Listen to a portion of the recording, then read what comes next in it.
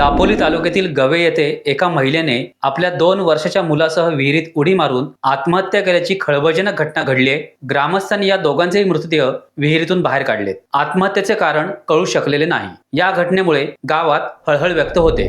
चिपळूण शहरातील एका अपार्टमेंटच्या खोलीत सुरू असलेला वेश्याव्यवसाय पोलिसांनी उद्ध्वस्त केलाय। या प्रकरणी पोलिसांनी 2 पीडित महिला आणि एका संशयित आरोपीला ताब्यात घेतलंय, तर एक एजंट पळून जाण्यात यशस्वी ठरला। गेल्या 4 महिन्यांपासून वेश्याव्यवसाय सुरू असल्याची धक्कादायक माहिती समोर आली। पोलीस अधीक्षक धनंजय कुलकर्णी यांच्या मार्गदर्शनाखाली चिपळूण पोलिसांनी ही धडाकेबाज कारवाई केली।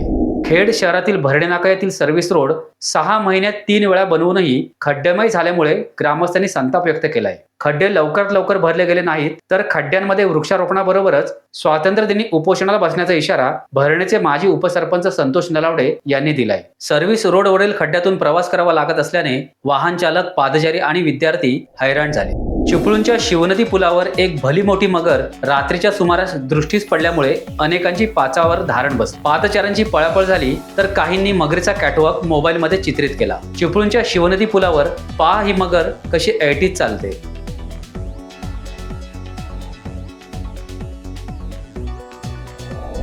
टाइम्स डिजिटलला लाईक करा, सबस्क्राईब करा, शेअर करा आणि बेल आयकॉन दाबायला विसरू नका। पाहत रहा टाइम्स डिजिटल।